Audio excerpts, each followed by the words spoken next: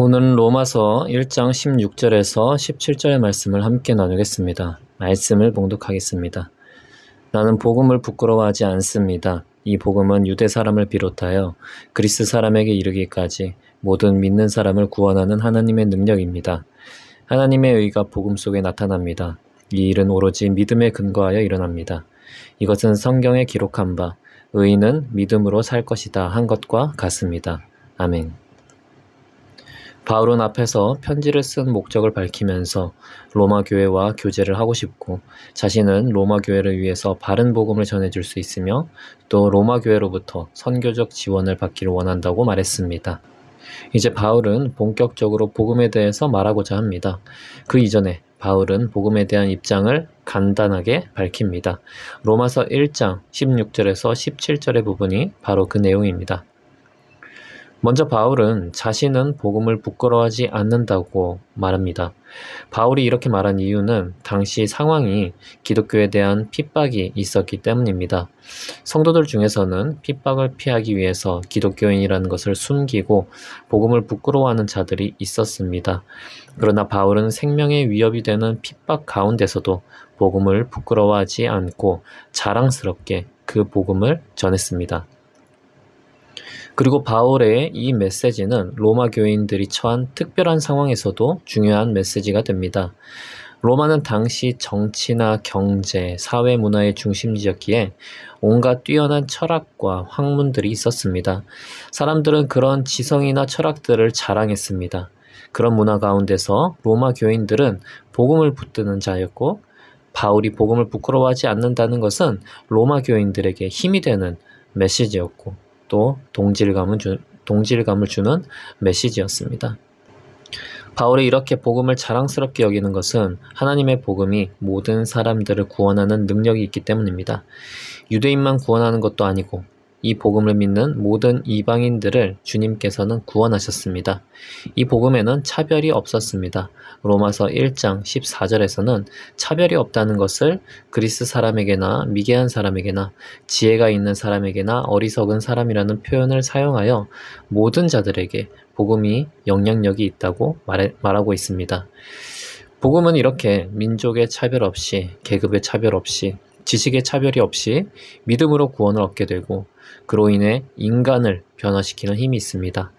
아무리 철학을 공부하고 사상을 공부하고 하더라도 인간을 변화시키기는 어렵고 오히려 인본주의적인 생각이 팽배해져서 부패해지기가 쉬운데 복음은 그렇지 않습니다. 복음은 인간 자체를 변화시키며 더욱 사랑이 많아지게 하고 더욱 절제하게 하며 더욱 성숙하게 살도록 이끌어줍니다. 그렇기에 복음은 어떤 것을 공부하는 것보다 가장 귀한 것이고 이 진리를 따르는 자들은 하나님의 능력 안에서 살게 됩니다. 우리가 복음을 받아들이고 사는 것이 이렇게 세상에서 가장 귀한 일임을 알아야 하겠습니다. 그리고 복음은 믿음으로 하나님의 의가 우리에게 오는 것입니다. 로마서 1장 17절에서 말하는 하나님의 의는 하나님의 공의를 뜻하는 것이 아니라 인간에 대한 신실하심을 의미합니다. 하나님께서는 인간에게 구원을 약속하셨고 그 약속을 지키기 위해 인간이 죄인임에도 불구하고 예수 그리스도를 통해 죄를 해결하시고 구원을 이루셨습니다. 그래서 복음 속에서는 하나님의 의로우심이 나타납니다. 그렇기에 우리는 복음을 통해 하나님의 풍성한 은혜와 사랑 그리고 공의로우심을 알 수 있습니다. 죄인들의 죄를 그냥 무시하는 것이 아니라 그 죄를 예수 그리스도를 통해 죄값대로 치르시고 우리에게 생명을 주셨습니다. 이보다 더 절묘하고 놀랍고 위대한 구원이 어디 있겠습니까? 그리고 이 구원은 믿음으로 이루어집니다. 가톨릭에서는 믿음이 있고 또 행실이 있어야 구원을 얻는다고 주장을 합니다.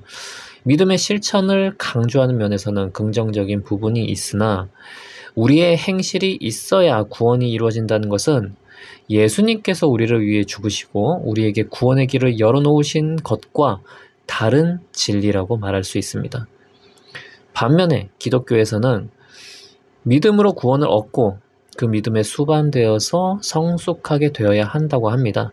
즉, 성숙하게 되는 것이 조금 부족하더라도 구원을 얻지 못했다라고 단정하지 않습니다. 그러므로 신자는 믿음으로 하나님의 의의를 받아들인 자입니다.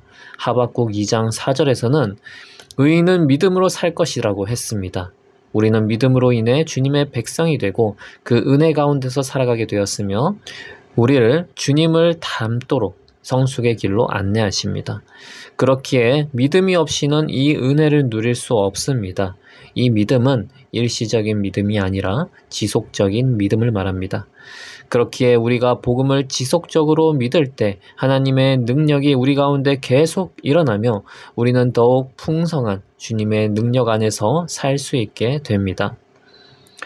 우리는 바울이 말한 것처럼 복음의 능력에 대해서 제대로 알고 복음을 믿을 필요가 있습니다. 복음은 사람을 구원하고 사람을 변화시키는 능력이 있습니다. 복음은 배우지 못한 사람도 듣고 받아들일 수 있습니다. 복음은 우리가 죄인임에도 불구하고 하나님의 신실하심, 의로움 때문에 우리에게 주어졌습니다. 복음은 우리가 믿기만 하면 우리의 것이 됩니다. 이 놀라운 일은 하나님의 능력으로 되었습니다. 그러므로 우리는 복음을 믿는 것이 바로 하나님의 능력을 믿는 것임을 알아야 합니다.